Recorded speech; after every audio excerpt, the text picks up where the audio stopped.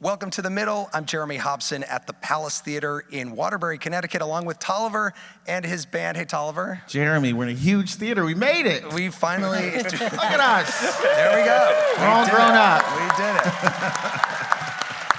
Now, Tolliver, we are talking about climate change this hour, which, depending on how you identify politically, is either hugely important and needs to be tackled at once or not. According to Pew Research, 54% of U.S. adults describe climate change as a major threat to the country's well-being. Among Democrats, that's nearly 80%, while among Republicans, it's only 25%.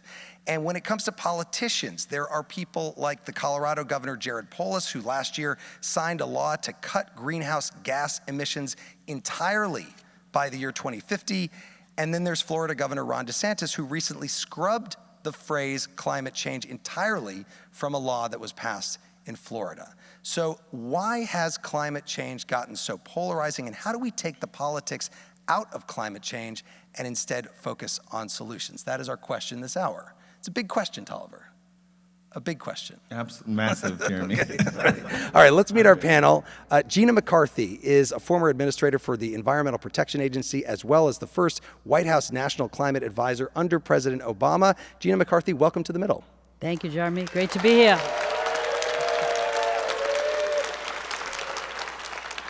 And Ryan Hanrahan is the chief meteorologist for NBC Connecticut. Ryan, it is great to have you with us as well. Thanks for having me, Jeremy. So, Gina McCarthy, how much are politics getting in the way of major action on climate change in this country? Well, I think there's a lot of attempt for folks to get in the way who may not understand the science, which Ryan can explain. But honestly, we're making absolutely incredible progress. You think so?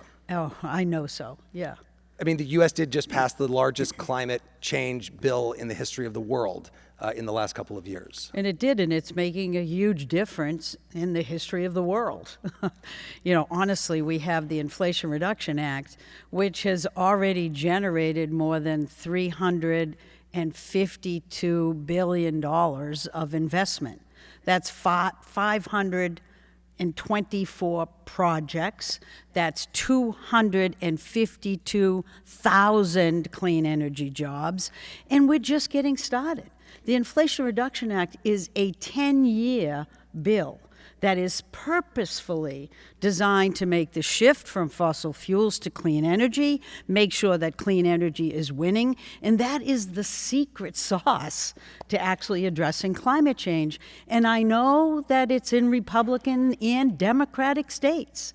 They may not be raising their hand going, I want all kinds of praise for this, but they know that this is real money, real progress, and Texas, of all places, is actually using more solar energy than it is fossil fuel energy. So celebrate that.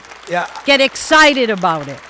We're winning, and we have to win. I will say, I just recently drove across the entire country, and it is amazing, not just Texas with the solar, but you see more windmills across the state of Kansas and a lot of very red states in this country, certainly than you do in the Northeast. Ryan Hanrahan. We call them turbines, just in case you want to. Oh, sorry. More That's right. term. Turbines. Ryan, from your vantage point, covering the weather every day, how much are things changing here in Connecticut? Do your viewers feel the effects of climate change on a regular basis? Yeah, they feel the effects of climate change every day, whether or not they realize it. One of the things that I've realized here, I've been at NBC Connecticut for almost 20 years, climate change used to be something that didn't really make it into the daily weathercast. It was more, is it going to rain tomorrow? Will my weekend plans be washed out? That has changed completely in the last probably 10 years or so. If we don't talk about climate change, we hear from our viewers saying, why aren't you talking about this more? And when we started to talk about it, it was the opposite. People would say, why are you talking about this? This is, you're pushing an agenda on us. And so just seeing that change in what our viewers are demanding from us has been incredible. And it's not just in Connecticut, which is a blue state. I have colleagues all over the country, whether it's Alabama or Tennessee or Illinois, that are talking about climate change in their daily weathercasts. What do you think changed? When did that change for you? I think it's been the run of storms that we just seem to have over and over and over and over again. And the more you see it in your community, the more it's not this abstract global issue that seems impossible to tackle. It's, man, my grandparents' summer cottage is almost getting washed away, or we've lost power again for a week from another one of these freak storms. And so people are seeing it, and now they want information. One of the reasons I wanted to have you here is because meteorologists and TV meteorologists are still seen as very apolitical people. You have to be trusted, even though sometimes you get the forecast wrong. You still have to be trusted by the people, and you are trusted by people. So have you worried about losing any trust among your viewers when you do start talking about this storm is related or is most likely related to climate change? Sure, you don't want to alienate your viewers, but at the same time, you need to be honest with them. And you can explain to them, these are the things we know about climate change. These are things we don't necessarily know about climate change. And it's not necessarily that we're advocating for certain policy positions, which I don't necessarily view as my job. We're giving people information. For most people who are watching us on TV, the weatherman on the morning newscast or the evening newscast is probably the only scientist they have any rapport with day to day. And so we are in sort of a unique position to tackle these sort of challenging subjects, and we're communicators. That's what we do. We communicate somewhat difficult subjects about the atmosphere and find a way like, okay, how am I going to condense this into 2 minutes and 30 seconds and tell someone how to dress their kids for the bus stop tomorrow morning or how to make their weekend plan. So we can do that, and it's something that we work really hard to do.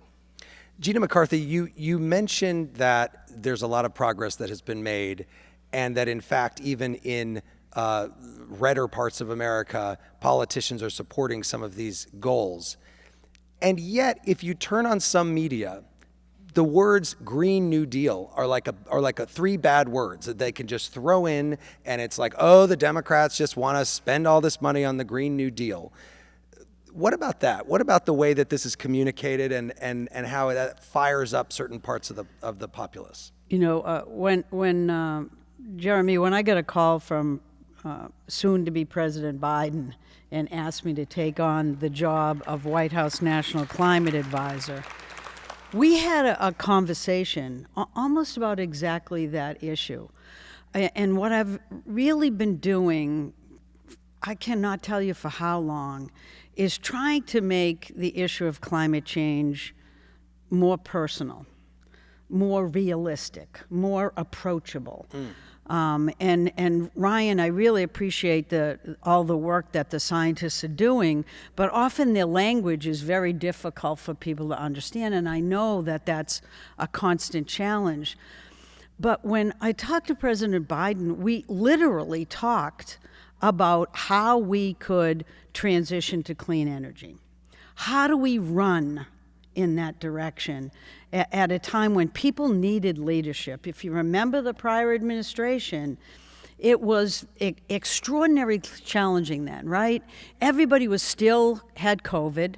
Everybody was still locked up in their homes. Everybody was trying to work if they could remotely. It was a terrible time. And so the challenge of dealing with climate wasn't to make that one more burden for them to worry about.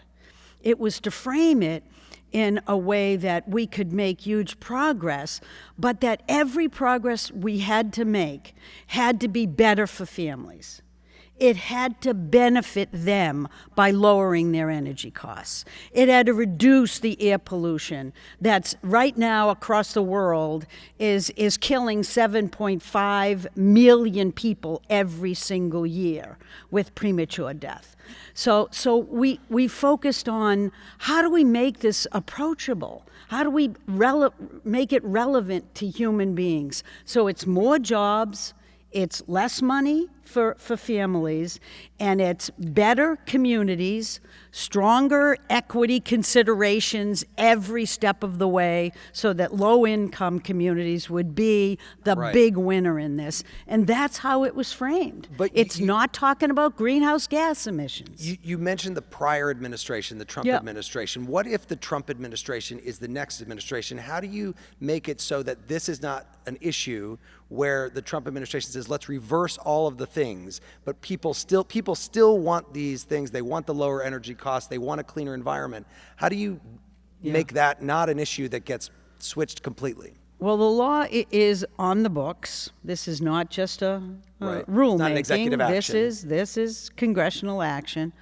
But the most important thing to remember is that both red and blue states, and frankly more red states, are grabbing the money at the Inflation Reduction Act. I don't think we need to use it as a litmus test. I think we need to recognize that this is real money for political constituencies that those governors actually care about, and mayors. And so a lot of the money goes directly to states and to mayors. They are spending that money. I will guarantee you that they will continue to spend that money under any administration, because it benefits them and their constituents. And so we just have to keep a perspective here. Do I think it's going to be, I have to be very cautious about not saying anything too rude, but if that transition is made in the next administration, they'll do everything they can, I'm sure, to undermine this. But you are going to hear from Why, the though? winners here Why will that they they do want that? it. Why will they do that? Because of interests, because of money, because they strongly believe that there should be no action? Because why do you think they would want to reverse all of these things? Well, history tells us that that was the case, right? And I don't think, a Trump administration is going to value anything that the Biden administration did. If you're listening to what's being said, it's all about how do we revive fossil fuels, how do we make fossil fuels the winner, how do we ignore the damages and the destruction that further ignorance and inaction on climate change is going to bring about. Ryan, we talked a little bit there about the language that is used. I noticed that there was some polling that showed Republican voters, especially young Republican voters, support environmental protection on the whole, but support drops when the language switches to climate change in the poll. What do you make of that? It just shows how polarized we are it's so tribal. Things that are good ideas on their face suddenly become, toxic. People want to save on their electric bills. People want to see the air and the water be cleaner.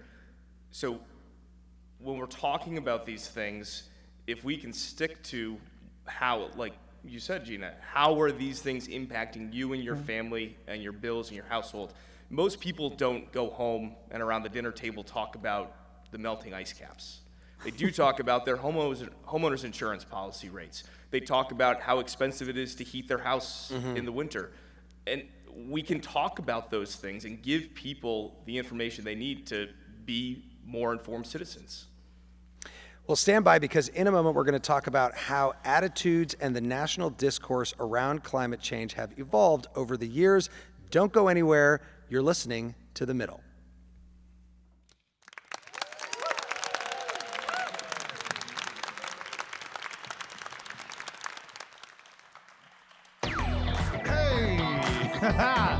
Speaking of climate change, let's make it hot. I worked on that joke the whole time before the break. Hey, hey, hey. Yeah, yeah. Just slide, put the funny in your feet. Put the pipe down and come jam with the green. Every day a damn ham sandwich to me. Chewing on bread and some wine and some brie. Feeling like I got no canceling me. Cut the TV on to see me dancing for cheese. A big, big boy eating fish with the grease. Baby, I'm trying to make money. I'm trying to get paid. I'm trying to eat lobster and some bouillabaisse. I'm trying to make money. I'm trying to get paid. trying to eat lobster and some bouillabaisse. Now why the hell y'all playing, messing with my head, empty out my savings, messing with my bread. But now you're acting funny, acting brand new. How behind a keyboard? No, you ain't smooth.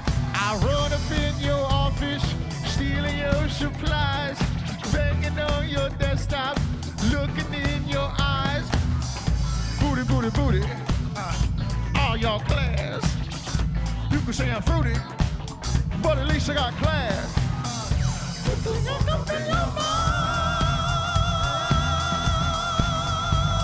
Ain't it chewy? Does it smell real good? Does it feel real good going down? Go ahead and lap it up. Lap, lap, lap, lap, lap, lap. I'm trying to make money. I'm trying to get paid. I'm trying to eat lobster and some bouillabaisse. I'm trying to make money. I'm trying to get paid. I'm trying to eat lobster and some bouillabaisse. You see what we did with the band colors, right? It's green, right? Climate change, environmentalism, you're getting it. We're putting it all together. Hey, hey, yeah, yeah. Hey. Now if I pull up, act different than you ever knew, with a brand new chain and convertible. Got you grabbing on your chest like I'm hurting you. Merkin news, hurt the news, I got a new cash flow. Same cookie teeth, got a brand new dough. Yeah, you little friends all tadpoles. Now I'm with the brick in the Bombay bathrobe. So clap one time for this tall drink of water. I'm pulling off my belt cause I'm a brand new father. Clap one time for this tall drink of water. I'm pulling off my belt cause I'm a brand new father.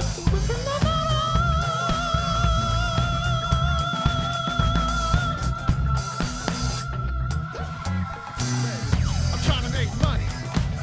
I'm trying to get paid. I'm trying to eat lobster. I'm trying to make money. I'm trying to get paid. I'm trying to eat lobster and some bouillabaisse.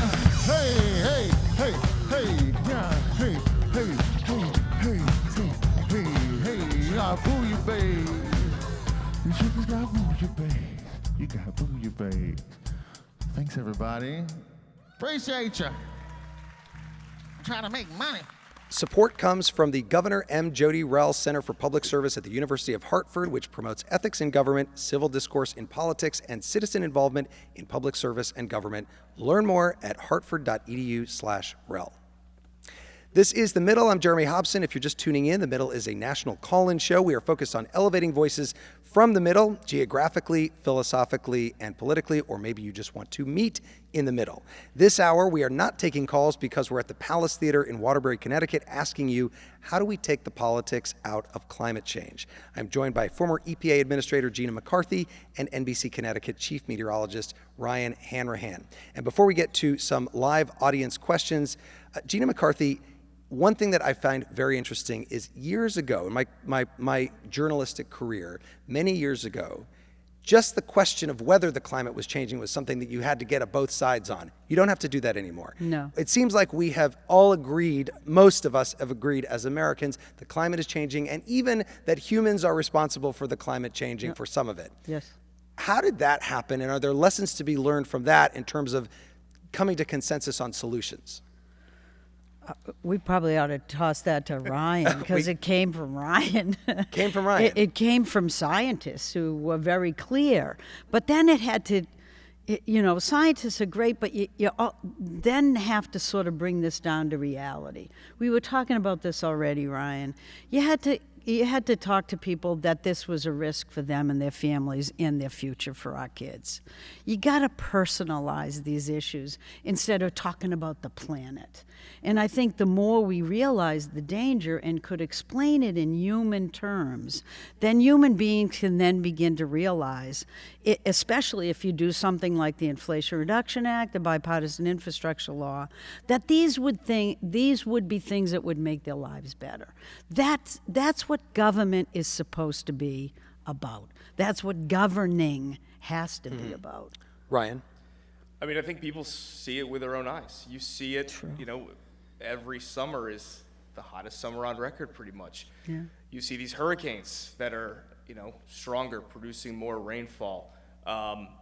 It's incredible the kinds of things that we're seeing. We're seeing the water temperatures in the Atlantic Ocean right now, as we just started hurricane season. They're typically what you would see in the end of August, and it's the beginning of June. So no matter what you're looking at, you keep seeing these things, these record after record after record. We mentioned it a little bit before. Insurance companies are just dropping, not offering homeowners insurance policies anymore across vast swaths of the country. It's not just Florida anymore. In California, it's even places like Iowa that have been hit by a number of these really powerful thunderstorms. So you are seeing it in your community. And when we try to tell the story about climate change, the most effective way to do that is not interviewing some scientist on Zoom who's talking about the temperature increasing by 1.5 degrees Celsius in the next 30 years. That's such an abstraction. No one knows what that means for them. But when you do tell the story about the farmer who has been dealing with floods for the last 3 years, and it's the farm stand down the street where people can't buy their corn in August and September, they remember that and they think about that. I grew up in central Illinois in Tornado Alley, and when I was growing up, it was like April was the month that there might be a tornado. Now it's 6 months out of the year that there could be a tornado. I mean, we had a couple winters ago, we had a tornado in the Berkshires in Massachusetts in February. I mean, just these things just didn't happen before. Cape Cod in Massachusetts has had a number of tornadoes in the last 10 years.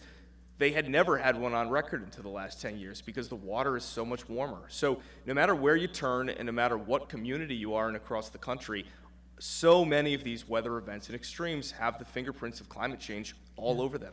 Do you see, Ryan, your viewers these days on the personal level starting to go green, to get solar panels, to buy electric cars, to reduce their water in bigger ways than they did before, even if it's just for economic reasons? I think, and I think, Gina, you can probably talk to this as well, it seems to me that the economics of these things and the market forces are driving so much of this. Obviously, if you put subsidies on, a more efficient HVAC unit or an electric car, that may sort of tilt the scale in one favor. But you're seeing this now all the time. People are making these changes. What I'm interested in is what happens. So say there is a second Trump administration, and we try to roll back a lot of the things in the inflation, incentives. A lot of the incentives, things in the Inflation Reduction Act. The market forces may be moving so strongly now where you can't, the horse is out of the barn. I don't know how much you can bring back now because the cost of batteries is dropping. So what do you think, Gina? And the huge investment in manufacturing. Look, the challenge we have is to convince red states that their lives will be better if they pay attention to all of these investment opportunities. And it's actually happening. More money is going to red states. And it was, frankly, designed that way.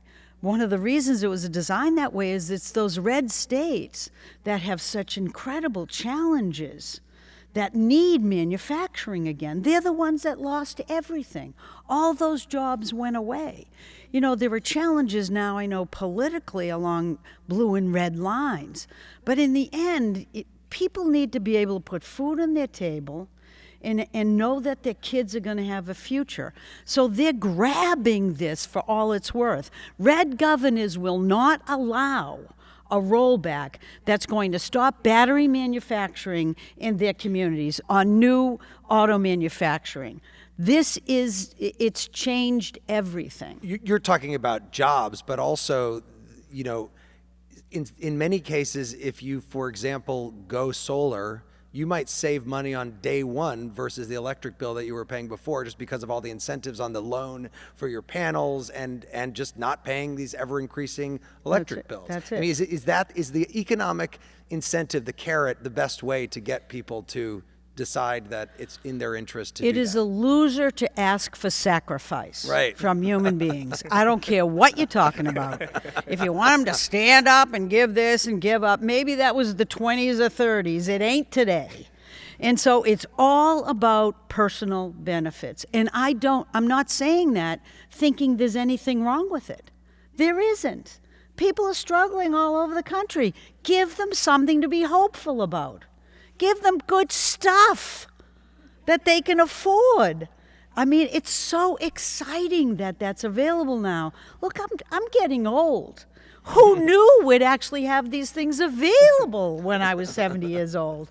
Grab this. Run with it. See the change when people get a sense of hope, a sense of real opportunity for them and their families. That's what we need to have. That's what we have available to us right now. I think, Jeremy, one of the things that I noticed to sort of piggyback off that, one of the most depressing conversations I had was, I do a number of school visits. I talk about science and the STEM fields. I was talking to a group of, I think they were high school sophomores in Connecticut, and the topic came up, well, how are we doing, with climate change? And every single one of them said that they had no hope that we would fix this. Yeah.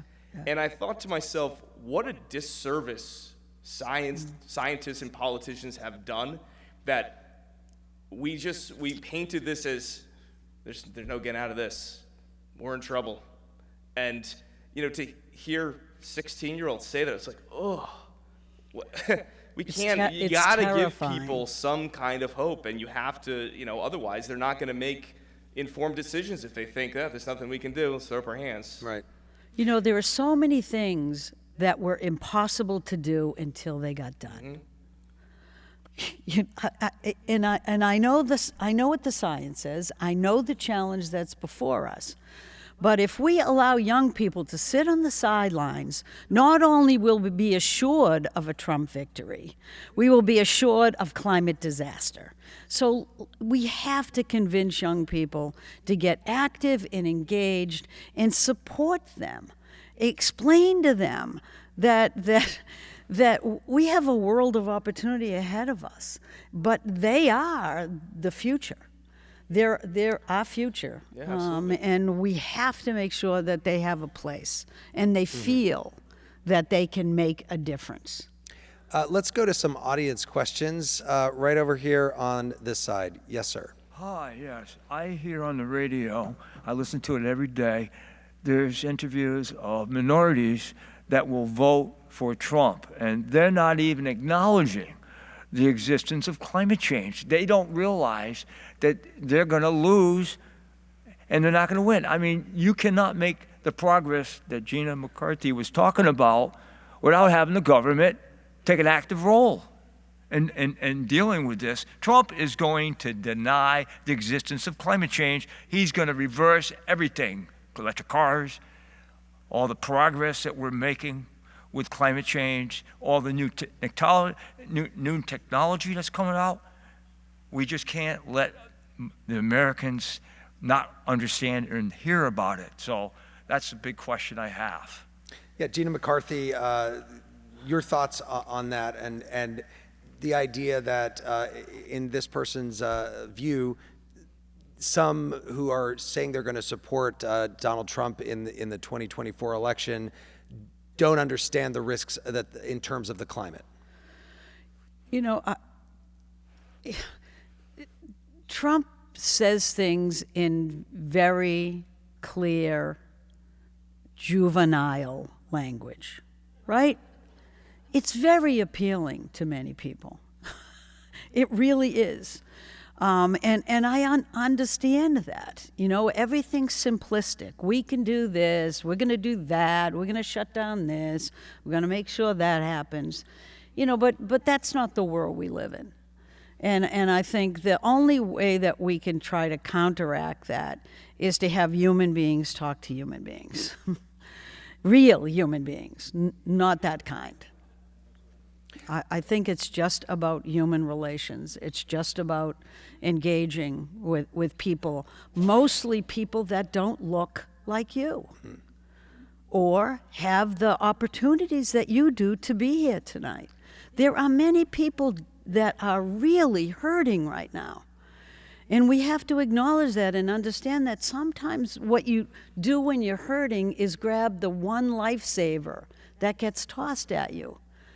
So I think we just need to be better at working together and understanding and working through these issues and not criticizing people for not understanding, but offering them the information that they need to make the right decisions. I realized I didn't do something I should have done, which is, and I'm going to have everybody else do this. Can you just tell me your first name and where you live?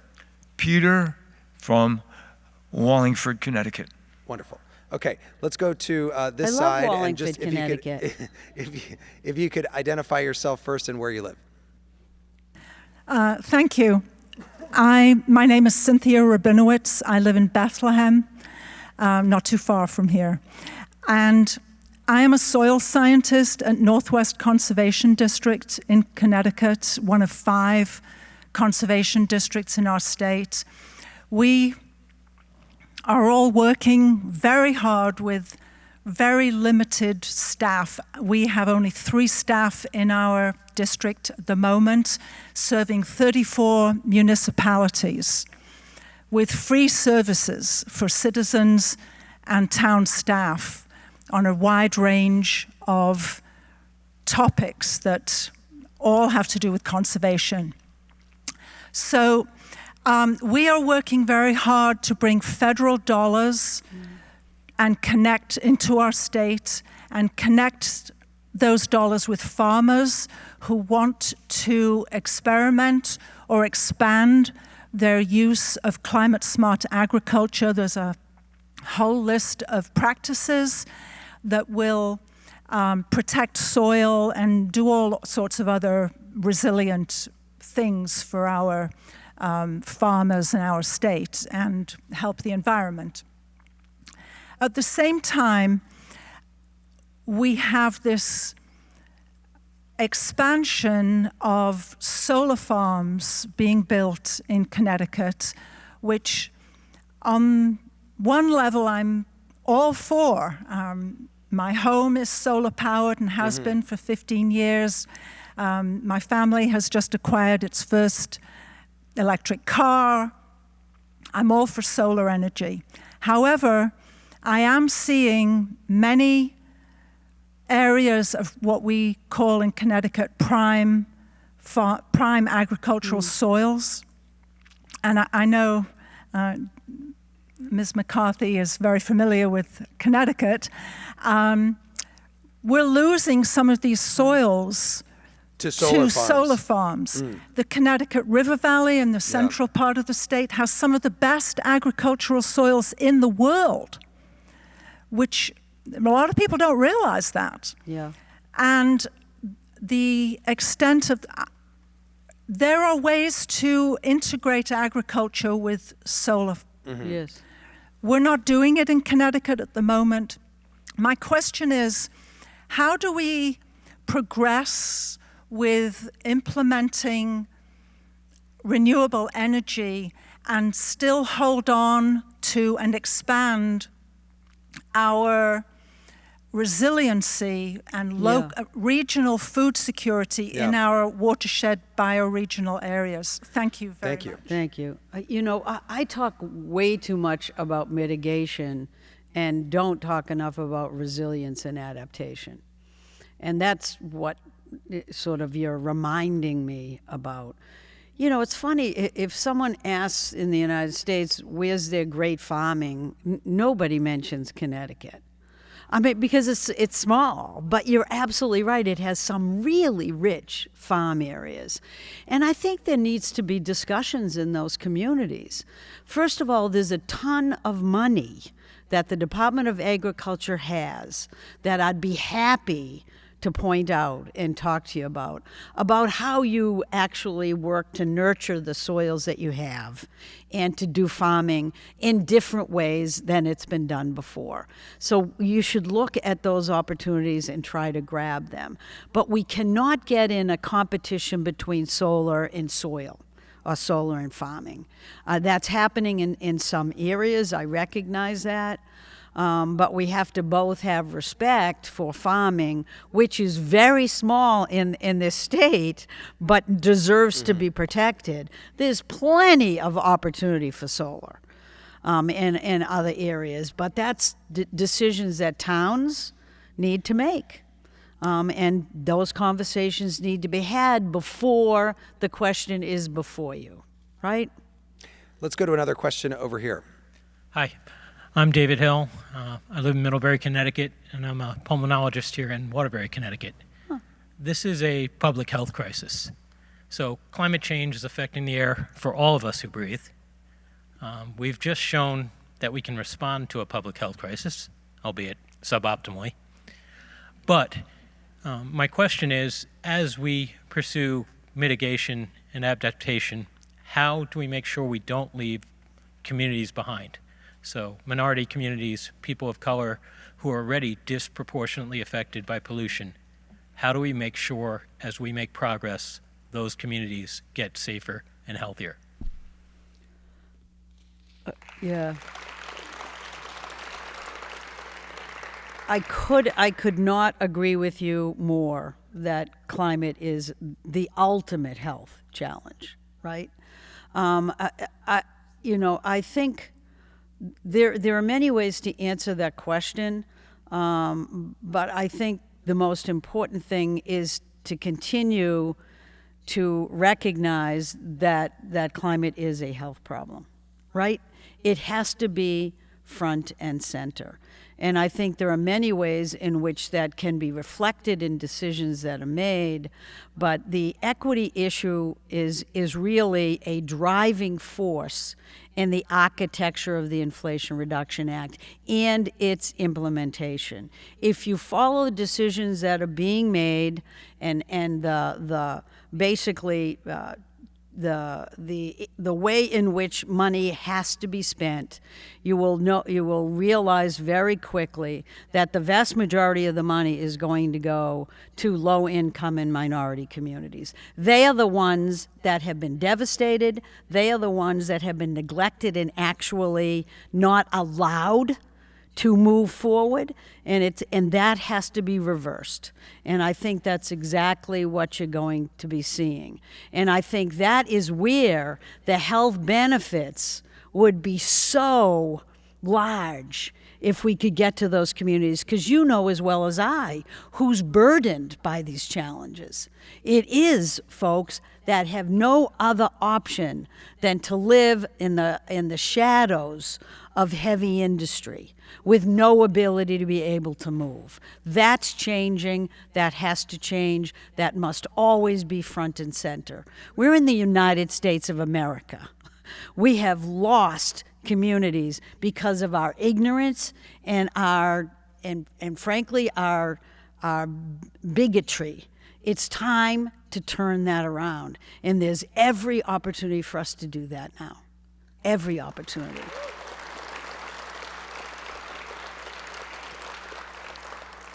Tolliver, you're clapping there. No, absolutely. I live in a lot of communities that were under freeways or your power plants or up Chicago, Pilsen, and so I know we don't want to talk about my work tonight, so I'm glad that folks are engaging with each other. Thank you. Let's get another question before we take a quick break. Go ahead. Hi, my name is Kim, and I live in New Haven, Connecticut.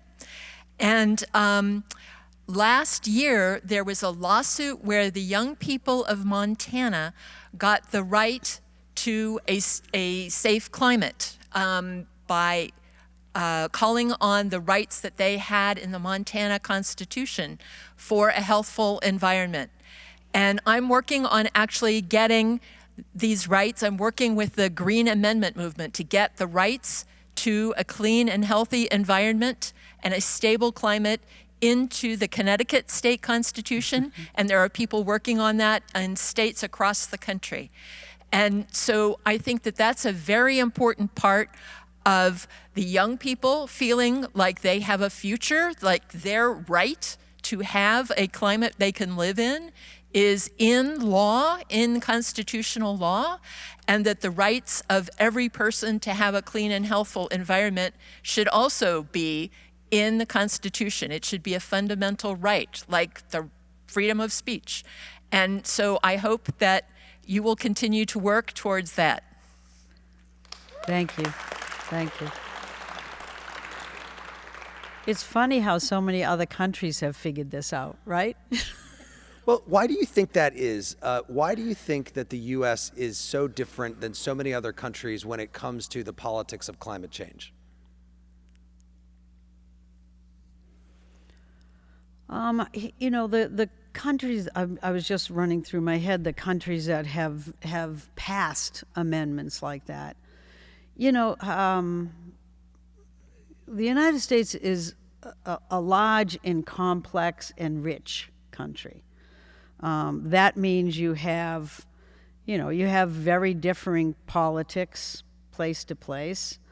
And it also means that there are going to be a lot of folks who are in the fossil fuel industry that are going to do everything humanly possible to not put a price on carbon, which is what we're talking about.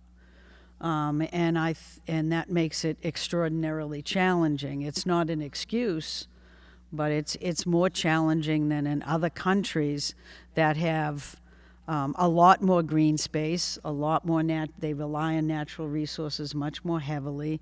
They do not have significant fossil presence, and it's just different. Well, stand by because there's much more ahead, including whether Gina McCarthy and Ryan Hanrahan think humanity is up to the task of saving the planet in the next 2 years. You're listening to The Middle, coming to you from the Palace Theater in Waterbury.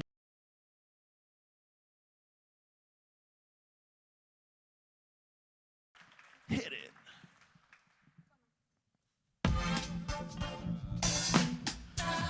I was gonna say this song is about climate change, but it's not.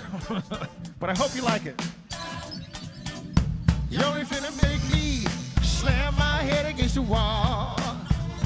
Got me feeling crazy, cause everybody know I'm on. Yeah, bring the heat too. Come to me when you got a sweet tooth. Bad times got it feeling evil, but I'ma punch a wall till it's see-through. Baby, I know that I got it in the bag.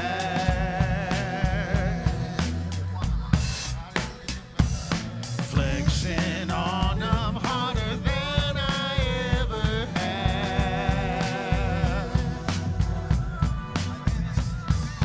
Y'all can shake your fist at me. I know this one destiny. Told y'all it's gravy, so go ahead and grab you a beer. Till the label to baby, they already know what I give. I'm a heat-seeking missile, brushing y'all off, no bristle. Almost time to blow the whistle. Got you hopping on the bus, Miss Frizzle. People say they wanna get up, but they don't wanna get up. They just kinda wanna touch on your butt. People say they wanna get up, but they don't wanna get up. They just kinda wanna touch on your butt. As we proceed to give you what you need, you're taking my spot, I'm where I'm supposed to be. I'm a shot-town player, got all the rings. You know, I got you where I want you. Keep talking, and I'ma push upon you. Y'all can shake your fist at me.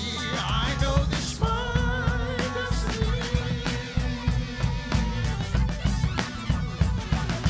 People say they wanna get up, but they don't wanna get up. They just kinda wanna touch on your butt.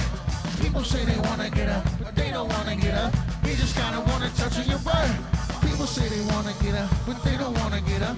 They just kinda wanna touch on your butt. People say they wanna get up, but they don't wanna get up. They just kinda wanna touch on your butt.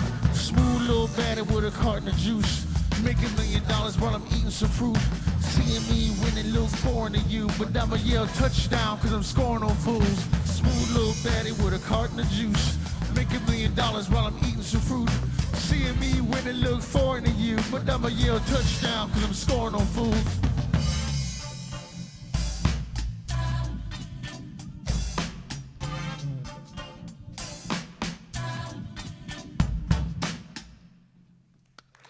Thank you.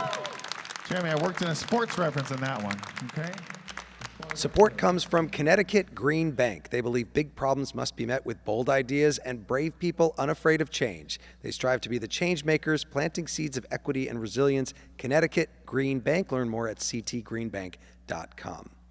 This is The Middle. I'm Jeremy Hobson at the Palace Theater in Waterbury, Connecticut, and we're asking you this hour, how do we take the politics out of climate change? I'm joined by former EPA Administrator Gina McCarthy and NBC Connecticut Chief Meteorologist Ryan Hanrahan. And before we get back to some more audience questions, Ryan, I know that you, in addition to covering the weather here in Connecticut, follow the national news very closely. Do you find the debate about climate different at the local and state level than you do at the national level? I think so. I think, when you're talking at a local level, people are invested in their communities and they see what's happening and they also see what needs to be done. I think at a national level, everything just becomes so polarized, and I don't know if we're necessarily talking about solutions as much as we should be at the national level, but I do think we have gotten to a point that we're not arguing really as much anymore about is climate change happening and are we responsible. Now we're getting to a point where we should have been 30 years ago about, all right, what do we do about it? And I think that's a helpful step forward, but I worry that we've taken so long to get to that point where we're just going to make this entire process way more painful than it needed to be. Gina McCarthy, we look at the debate in this country, we talk about local and state versus national. What about people who, in order to say there shouldn't be any action in the United States on climate change, on dealing with climate change, say, well, we could do something, but India and China are still going to be polluting like crazy, and why should we handicap our economy to help the world when they're not doing it? For me, that's a very easy answer, is that we're not handicapping our economy, we're growing it. The clean energy is the path to the future for the United States and elsewhere.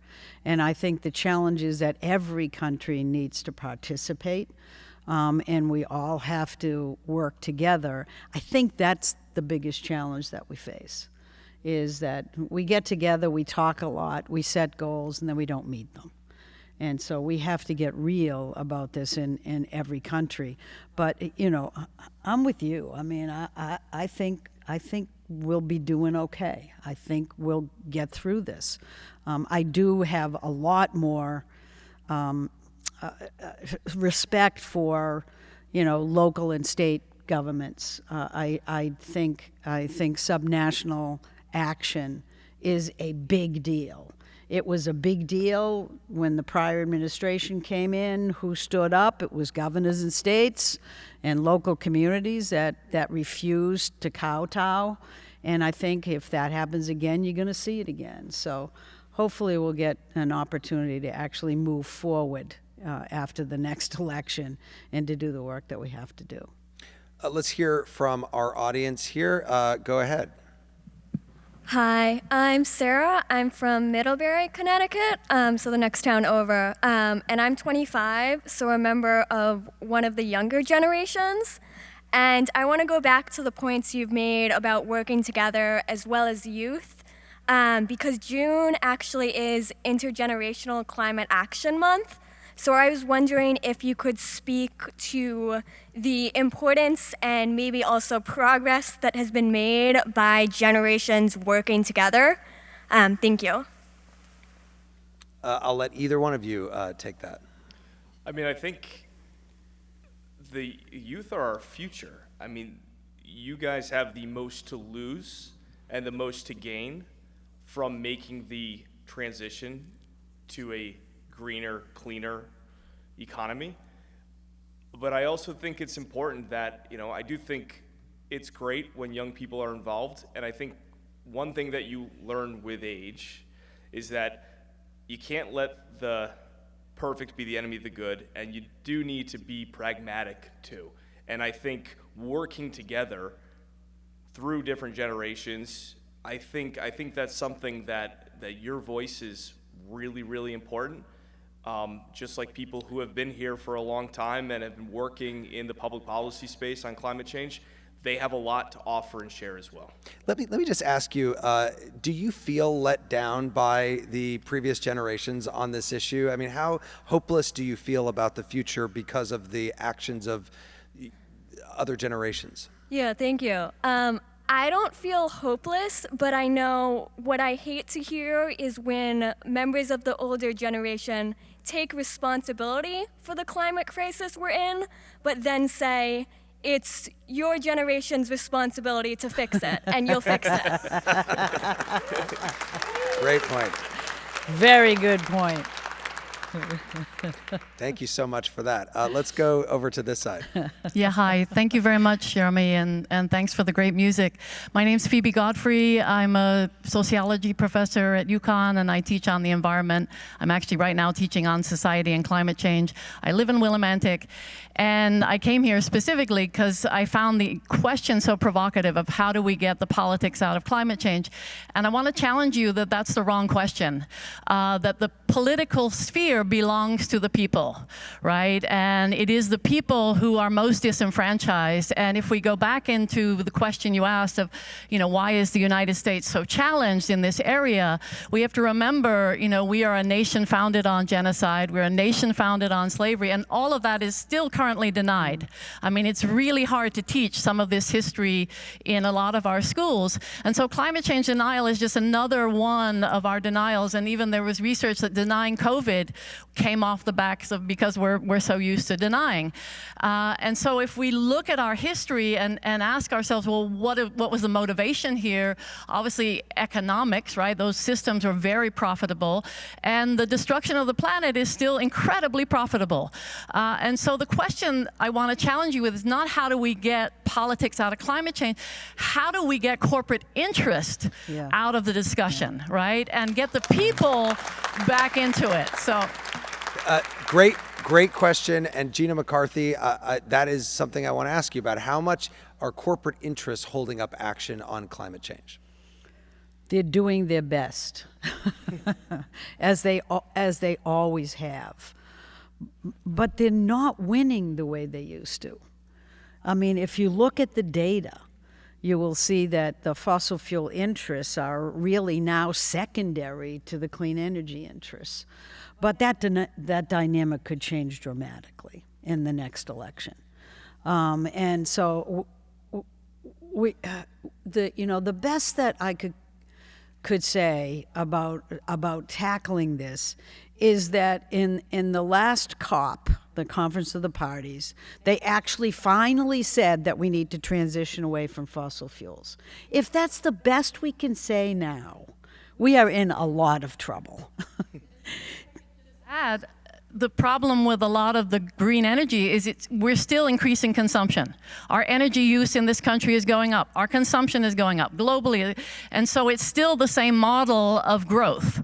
And until we deal with growth on a finite planet, I think we really have to have a reckoning, and we'll have a reckoning. Yeah. And unfortunately, it'll be the most disenfranchised around the world who are going to feel that more than those of us who have created the problem. So thank you again. Well, fossil fuel, the burning of fossil fuels is the reason why our air quality is terrible. It's the reason why we have climate change. It's the reason why 7.5 million people die every single year unnecessarily. And we just have to deal with fossil fuels in a more direct way. We must. Let me ask you, when you, in certain parts of this country, and I'm thinking of California, you look at the cars on the road now. Yeah. Like half of them, it seems, are either hybrid or electric cars. When are we going to have that situation, do you think, in Ohio or Kentucky in this country? Well, like anything else, you have to have the infrastructure. You got to have the charging stations. You have to have the infrastructure. Which is a big part of the bill that was passed nationally. Yeah. And that I think is being built, but, I mean, you raise a good point. Part of this, I think, people look at it as a threat to their way of life, which is your point, right? I like my big Ford station wagon or something. Pickup, sorry, I should have said. Like, I don't want to drive a Tesla Cybertruck. I know. Right. The only thing I can ask people to do is drive one and then talk to me about it. I got one. It's wicked good. We've got another young person here. Let's hear from you. My name's Robbie. I'm from Ashford, Connecticut. And so I think the red states that are getting money for manufacturing are more red because of the fact that the after people lost jobs from like downscaling of manufacturing, politicians jumped in and said like, these people are the reason that you lost your jobs, and we're gonna get rid of them, etc. And that's the reason that I think that the those states are more red than other states. Yeah, I think poverty has a big deal to do with it, and I think it is a lack of job opportunity in states, and it's a fundamental lack of educational systems. I mean, and so there's a lot of things right now in our country that need fixing. They're not all going to be fixed by a climate discussion, that's for sure. But you will not be able to rebuild the United States of America unless everybody has access to a good education and unless everybody has access to jobs that are sufficiently paid that you can raise a family. That's the challenge. That's fundamental challenges. Just before you go, as I continue my poll of the young, how old are you? I'm 12. 12 years old. Wow. Thank you for coming. That's You awesome. are? That's awesome. That's great. Really good question. Are 12. you hopeful about My kids weren't that smart. Are you hopeful about the climate crisis being solved? I'm hopeful, very hopeful. And how do you think it's going to happen?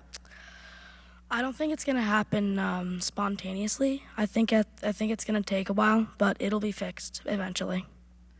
Great. Thank you so much. Hey, Jeremy, can I give a shout out to the Green Bank? Sure. Who was one We'll of stop your for a brief sponsors? commercial break. Yes, Gina I would. McCarthy.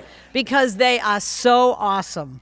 They showed us what green banks can do, which is fundamentally investing in low-income and minority communities. They deserve a round of applause. I'm sorry. They do. I'm sorry. Thank you, Jeremy. Let's go to another member of the audience over here. I'm Mary Ellen, and I live in Wolcott, Connecticut. And I remember when I was like in second and third grade, I had no idea what the word recycle meant. And look at where we are now. So I really do believe we have to give these kids hope. That really bothers me that you said these teenagers don't have hope. And I got a challenge for you. For Ryan and public, Connecticut Public, PBS, NPR, let's start gearing this information to kids in fun little songs and little play things. You know, as I'm part not of gonna your sing. But part of your weather piece once a week or every day, teach the kids what's the problem and how can they help. And I think this is the answer here. Tolliver, I'm challenging you. So I really do believe that it's the kids. I mean, you're talking up here, and I'm really trying to understand about the politics and all that, but it's down here that we need to give the hope. You know, we have to teach kids what's going wrong and how they can help. You know, Ryan Hanrahan, I remember when I grew up, there was a show called Captain Planet that we used to watch. I mean, my generation also grew up with Earth Day as a thing that you would celebrate every year. There's probably even more of that now than there was then. But what do you think of this idea of talking to really young people, including our very young middle audience, about climate at a young age? Oh, we've got to do it. And you have to offer hope and solutions. You can't just make everything be doomerism all the time. Unattainable. You can't, because that's not the way the world works, and we need an engaged group of young people in this country to make change. And that's how this is going to be fixed. You remember when you were in school, remember hearing about the ozone hole? Yeah. Well, what happened to the ozone hole? We fixed it. We got together, countries all around the world came together, and was it the Montreal Protocol? Was that? It was, and yep. Came together and said, hey, this is a problem, here's a solution, let's do it. And so we've done this before. This is a bigger problem, but we can do this too. And I think, to your point, you've got to give people hope. And you have to explain to them. You have to be very, give them specific reasons and specific things that, hey, climate change is happening, and here's where you're seeing it in your day-to-day life, and here's why it's an important issue. The ozone hole, Gina McCarthy, was, I remember, one of the points in Al Gore's Inconvenient Truth movie. He talked about that. But now, to some people in this country, if you mention Al Gore, the first thing they'll say is, well, he flies private planes. Why should we listen to him about climate change? Which has been said about a lot of people who are climate activists, and then they do things that are not good for the environment. How do you deal with that in the politics of this? Well, I have to say, I don't fly on private planes. If I had one, I might.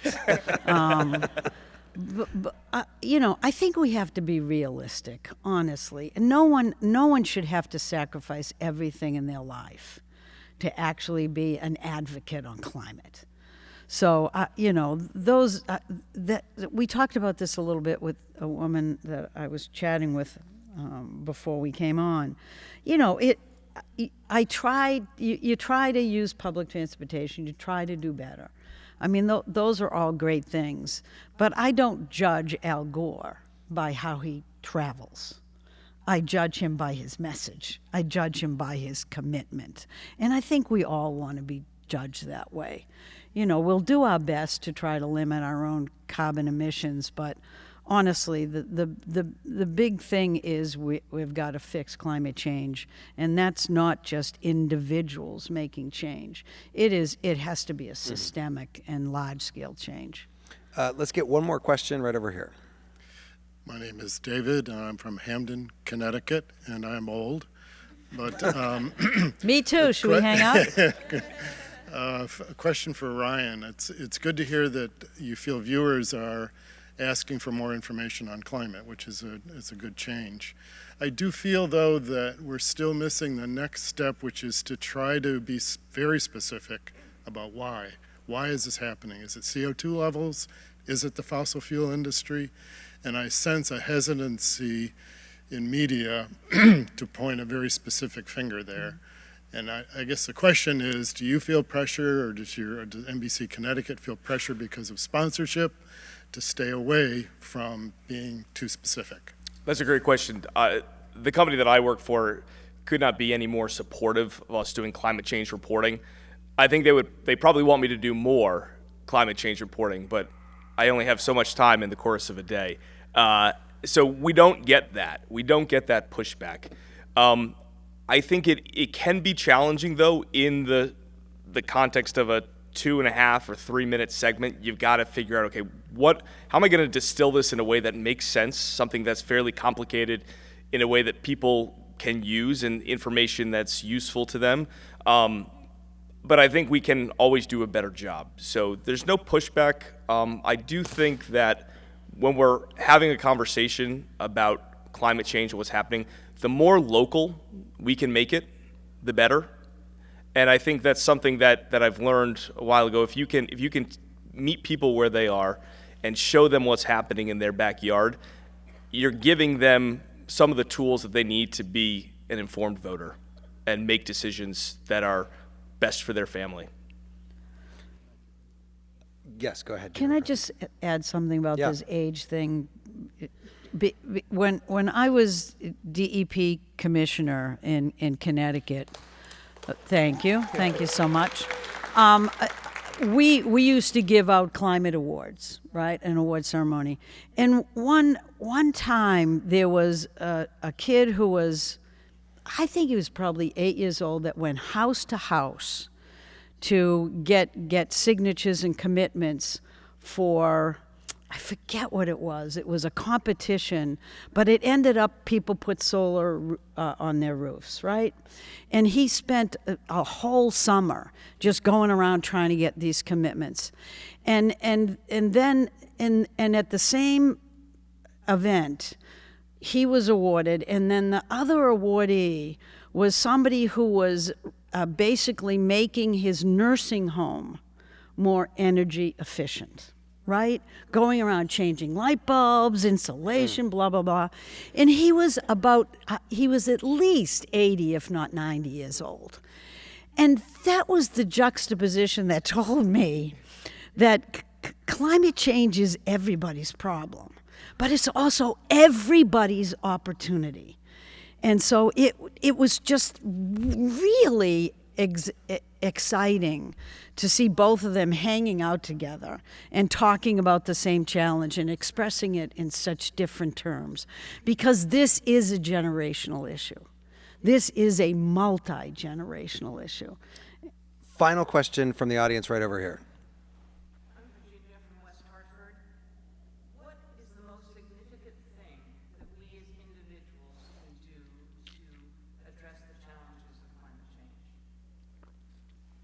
I'll let you each give a short answer to that question. Ryan Hanrahan. I would say be an informed voter. It's probably the number one thing you can do. It's a really good answer. Gina McCarthy. Make it personal and talk a lot. That's it. Okay.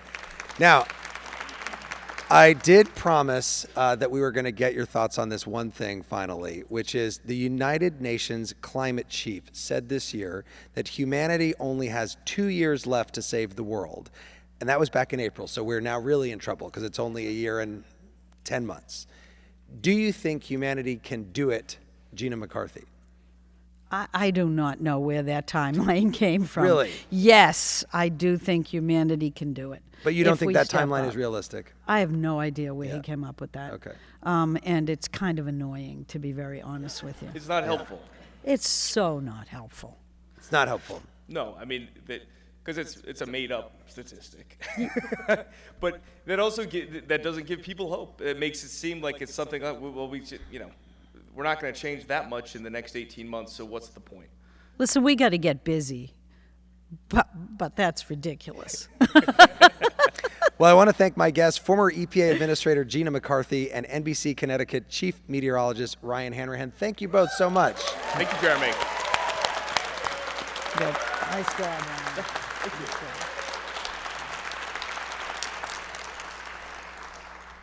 And now I am going to read some credits. So stand by for that. And when I'm done reading those credits, Tolliver is going to play us out with a song that we will then put the credits over later. So stand by. Let's see if I can get all these names right. The Middle is brought to you by Long Nook Media, distributed by Illinois Public Media in Urbana, Illinois, and produced by Joanne Jennings, Harrison Patino, Danny Alexander, and John Barth. Our intern is Annika Deschler. Our technical director is Jason Croft. Support comes from Eversource. They're working with Connecticut leaders to stabilize electric rates. More at eversource.com/solutions.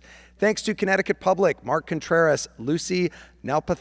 You got to tell me this, Lucy. Nalpathanchel. Ryan knows. Okay. Mark Contreras, Lucy Nalpathanchel, Deirdre Tavera, Nancy Bauer, Bradley O'Connor, Megan Boone, Joe Cross, the Visuals and Sound Media Department, and the staff here at the beautiful Palace Theater in Waterbury, Connecticut. Thanks also to Nashville Public Radio, iHeartMedia, and the 410 public radio stations, more than that are making it possible for people across the country to listen to The Middle. I'm Jeremy Hobson. I'll talk to you next week.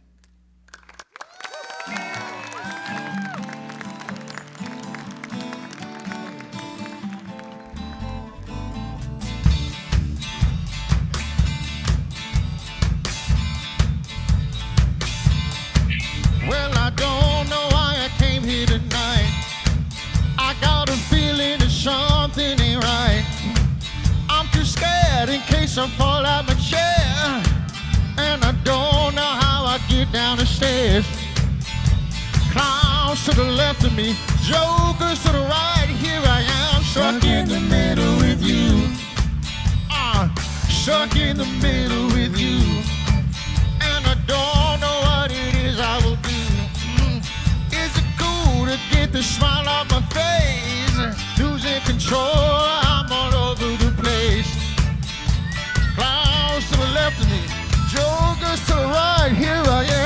stuck in the middle with you. Someone take a picture. When you started out with nothing and you think that you're a self-made man, and your friends, they gather round, slap you on the back and say, please, please.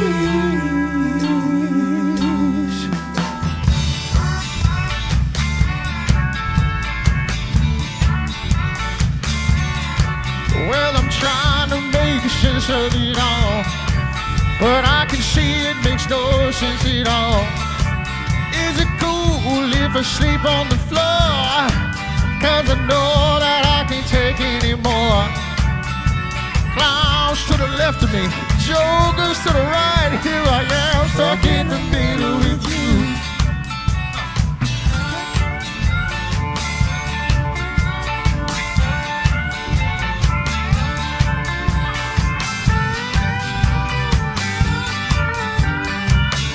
All right, this last chorus you gotta sing along, okay?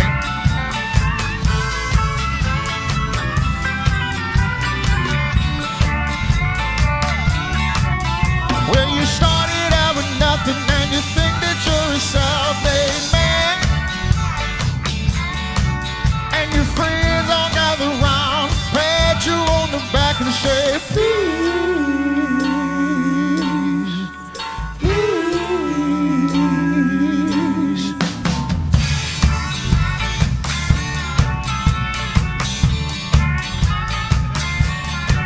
Well, I don't know why I came out tonight.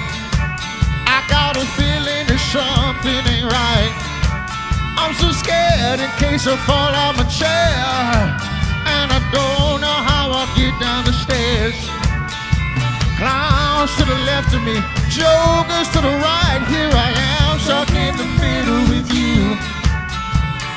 Stuck in the middle with you. Stuck in the middle with you. Stuck in the middle with you.